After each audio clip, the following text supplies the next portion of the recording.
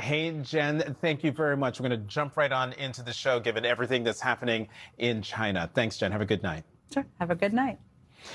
Tonight, we are monitoring the final hours of Donald Trump's two-day summit with President Xi in Beijing. Donald Trump and President Xi are expected to have a final bilateral lunch within the next few hours. Donald Trump will then depart for Washington.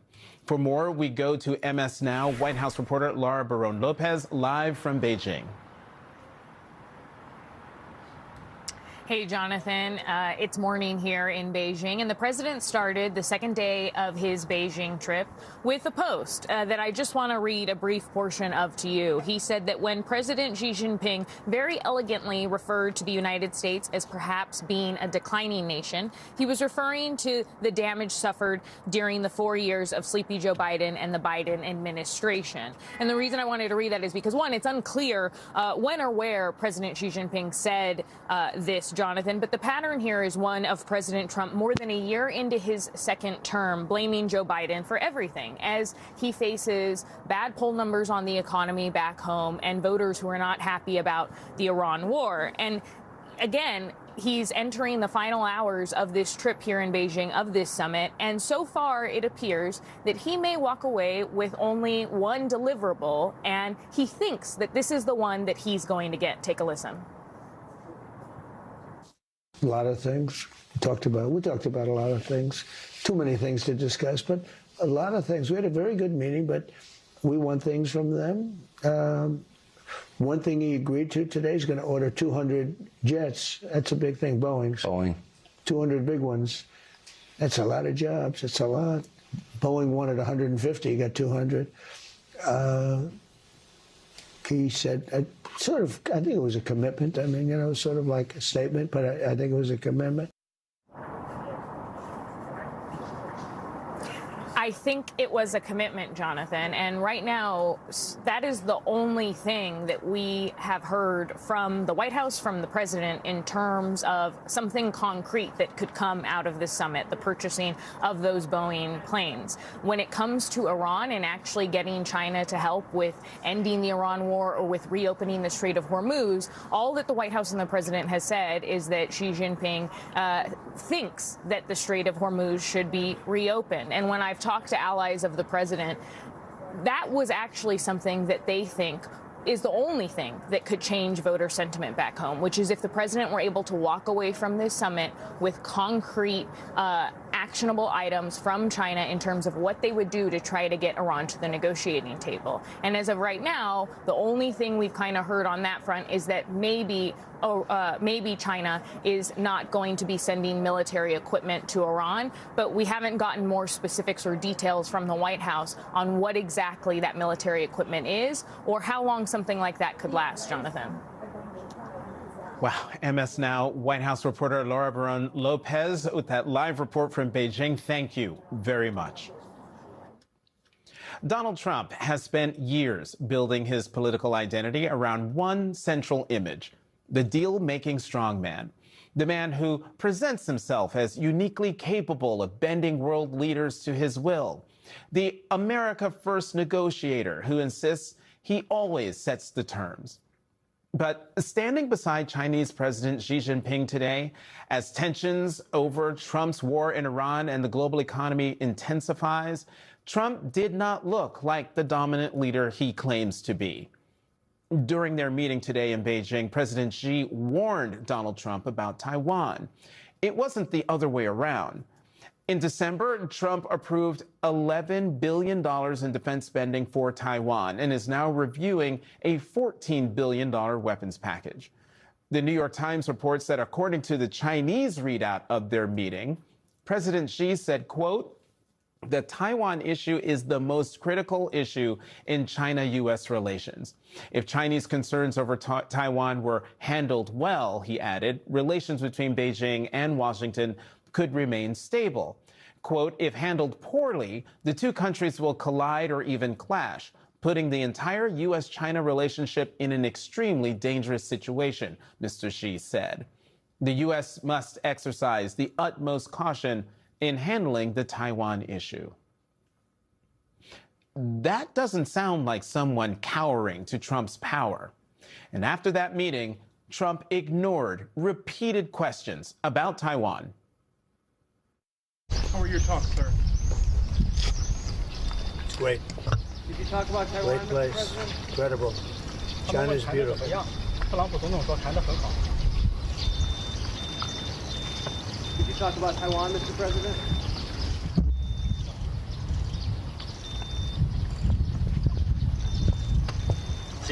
Thank you. Thank you very much. Mr. President, did you talk about Taiwan? Hey, thank you, press. Thank you, press. So why does the United States care about Taiwan? The Los Angeles Times explains why Taiwan is essential to combating Chinese military expansion. Quote, a takeover of Taiwan would give China a strong foothold in the region to the detriment of U.S. allies like Japan, Australia, and the Philippines. In addition, Taiwan is home to the world's most advanced semiconductor manufacturing. An attack on the island could trigger a complete disruption to the global tech supply chain. In an interview with Sean Hannity today, Donald Trump pushed back on the idea that China is supporting Iran. China's support of Iran. How big a discussion was that today? We discussed it. I mean, when you say support, they're not fighting a war with us or anything. No. He said he's not going to give military equipment. That's a big statement. He said that today. That's a big statement. He said that strongly. But at the same time, he said, you know, they buy a lot of their oil there, and they'd like to keep doing that. They're not fighting a war with us or anything. That's Donald Trump missing the point. China has a leader who's smart enough to realize they don't have to use their military to benefit from Donald Trump's geopolitical mess. According to the Washington Post, a confidential U.S. intelligence analysis reveals since the start of the war, quote, China has sold weapons to Persian Gulf allies of the U.S. as they struggled to defend their military bases and oil infrastructure from Iranian missile and drone attacks. Beijing has also assisted countries around the world struggling to meet their energy needs after the U.S.-Israeli attacks prompted Iran to close the Strait of Hormuz. The report notes that Beijing has incorporated popular criticisms of the war into its public messaging, labeling the conflict illegal. China has long sought to undermine the image of the U.S. as a responsible steward of the rules-based international order, and it views the Iran conflict as emblematic of Washington's cavalier approach to military hostilities.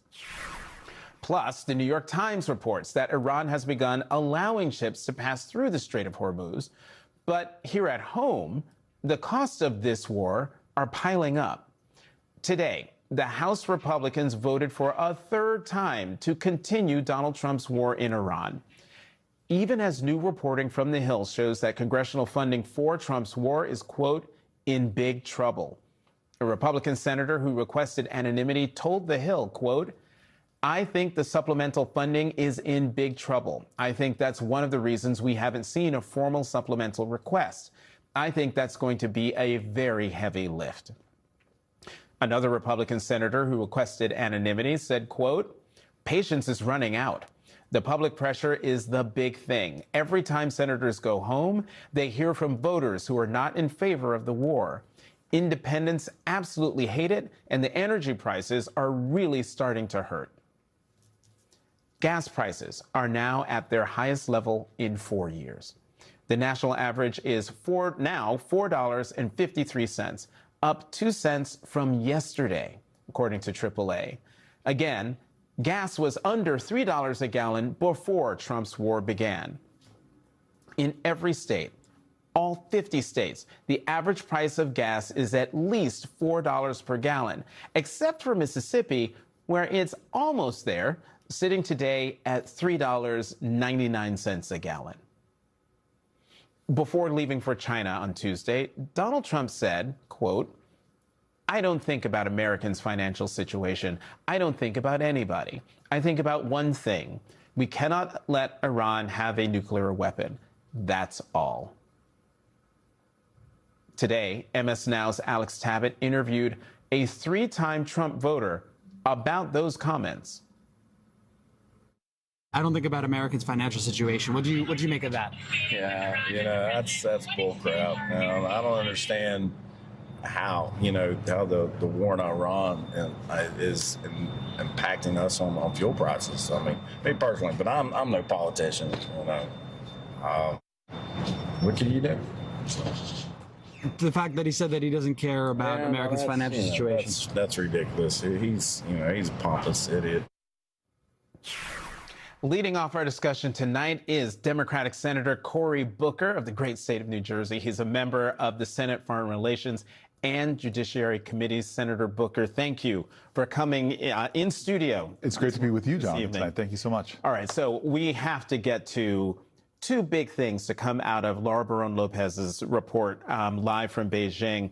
One, your reaction to President Trump's social media post where he blames President Biden for the situation with China. What do you make of that? I mean, China has been enjoying all the blunders, mistakes, and disastrous foreign policy of this president.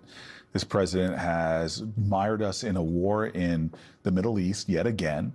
The Straits of Hormuz is closed. We're depleting military equipment. He is seeing us make disastrous relationships with our allies. And China, what's China getting a chance to do? Well, first of all, they're getting tons of money to Iran through their oil sales still, and they're getting more strength internationally in their region of the world. The second thing that's really important is on trade. China is cleaning Donald Trump's clout. Trump said that he would beat China in a trade war. Well, what's happened is American markets, especially for our farmers, for soybeans and commodity products, have shrunk, and China has seized these opportunities because of Donald Trump's chaotic tariff regime. And so what we have here is a president who's just been a flat-out disaster, who goes over there not in a position of strength, but in a position of weakness. And on the world stage right now, he is an embarrassment, and I hear it not only in our country, but I hear it from other countries' leaders as well. The second thing that Laura talked about, she showed in her report a clip of the president's interview with Sean Hannity of Fox News, where he crows about China making a commitment, it sounded like, yes, to buy 200 jets from Boeing. Does that count as a foreign policy win for the president of the United States? It absolutely does not. I mean, if that's the extent of his wins, a guy who said we would get tired of winning, that is absolutely ridiculous. This man is losing. How do we know his presidency is a sinking ship? It's because of what's the experience of the American people are. Ask them if they feel like they're winning when interest rates are up. Ask them if they think they're winning when gas prices are reaching record highs. Ask them if they think they're winning when they're struggling so much under the lies of a president who said they'd keep them out of foreign wars and lower their prices. President Trump has not delivered for the American people. He's created a disaster in the Middle East, and he's weakened us vis-a-vis China in trade, in strategic alignment and strength, and as well in, frankly, in just the grandeur of the United States being diminished. So, Senator, as you know, you were sitting here as I did the intro. The Iran War Powers vote failed in the House again today after failing in the Senate for the 7th time yesterday. But Republican support appears to be growing. Do you see more Republicans coming over? I do. Lisa Murkowski now came over and joined us when we put up a War Powers resolution in the United States Senate. They cannot deal with what they're experiencing at home. What they're experiencing at home across the political spectrum is that they are defending an unpopular war that is causing them serious economic pain at home and is going disastrously abroad. They cannot defend this anymore, and it's going to get more and more uncomfortable. We need to keep the pressure on. It's why I'm leading with a group of senators to force votes over and over and again. You're going to own these failures unless you start standing up to President Donald Trump and do what you're supposed to be doing, providing a check and a balance to your overstepping of his constitutional power. Well, speaking of a check, but a different kind of check, listen to what Senator Tim Kaine of Virginia said today. Yes. We're being asked to fund a $1.5 trillion budget, but our request to the DOJ to see the OLC opinion justifying this war, they have refused to allow members of the Armed Services Committee to see it. U.S. senators, appropriators, we're not allowed to see it. What are they hiding? If they will not allow us to see the legal rationale for the war, what are they hiding? To that point, Senator Booker, what precedent does it set if a president can launch wars and then deny senators access to the legal rationale, the legal justification behind that war? Yeah, I mean, this is the fundamental insanity of what we're allowing this president to do. War powers clearly lie with the Article I branch of government, Congress. He has launched a war, cost us tens of billions of taxpayer dollars, made the situation worse. The regime's more radical, the highly enriched uranium is still there, Straits of Hormuz is closed. He's made things worse. And the Congress, controlled by Republicans, is holding virtually no oversight hearings, open oversight hearings, holding him to very little accountability and doing very little check and balancing. This is not how our system was supposed to work, and the enabling complicit Republicans that are allowing that are not upholding their oath right now. As American soldiers are in harm's way right now, who swore an oath to defend our Constitution, and are putting forward perhaps some of the greatest sacrifices. At home, comfortable Congress people aren't doing their job to defend the Constitution. They're allowing the President of the United States to trash it, and it's unacceptable. Let me get you on one more thing before we go to a break. ABC News is reporting that Donald Trump is expected to drop his $10 billion lawsuit against the IRS in exchange for a $1.7 billion weaponization fund for allies. What's your reaction to that?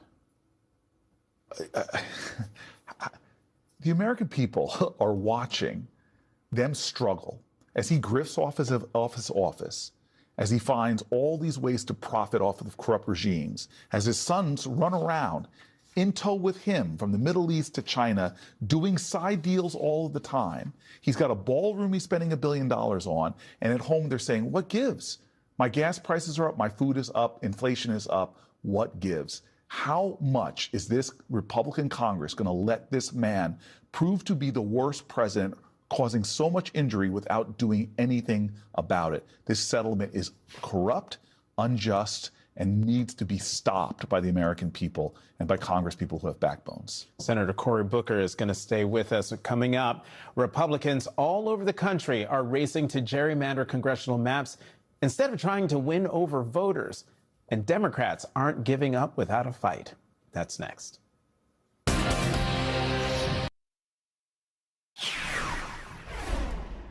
Tonight, Republicans across the country are making it crystal clear. When they can't win over voters, they'll just try to redraw the maps instead. And Democrats? They appear to be abandoning the old when they go low, we go high approach to Republican gerrymandering. House Democratic leader Hakeem Jeffries told Politico this yesterday, and I am quoting, "We're going to win in November, and then we're going to crush their souls as it relates to the extremism that they are trying to unleash on the American people."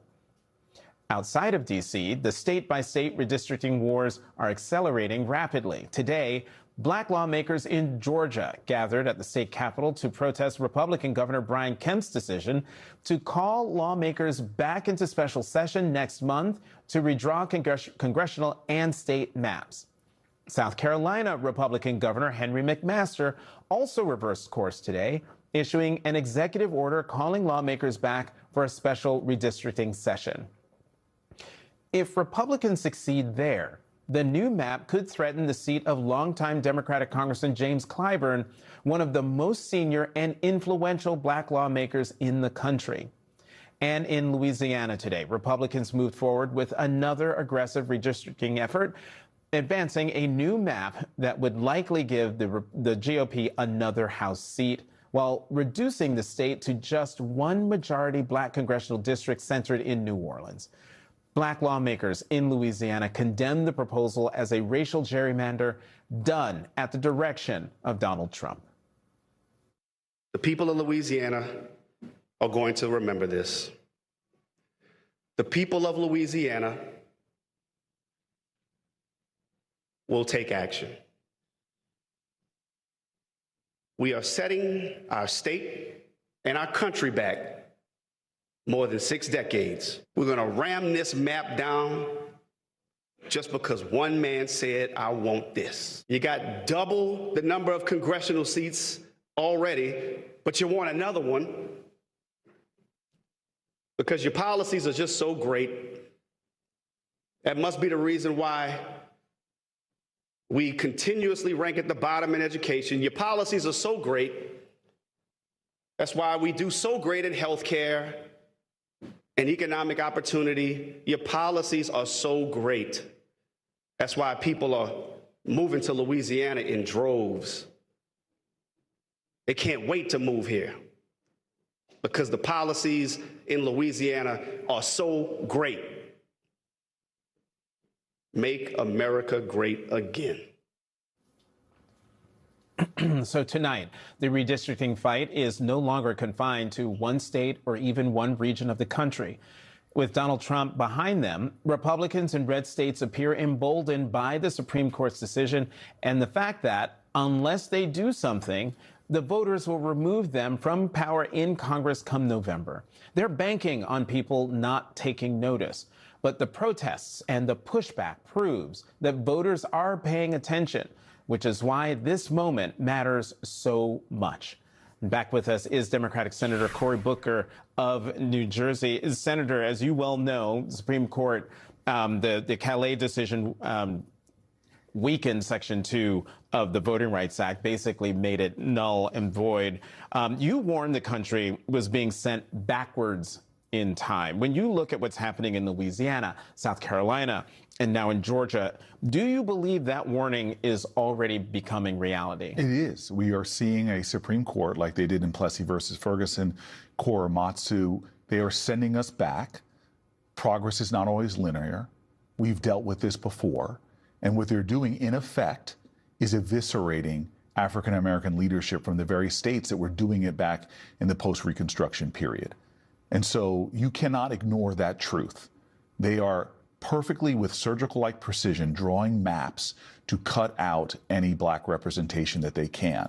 And that, to me, dredges up a history of our martyrs of this nation for our democracy. People who were lynched, beaten, disappeared like Goodman, Cheney, and Schwerner.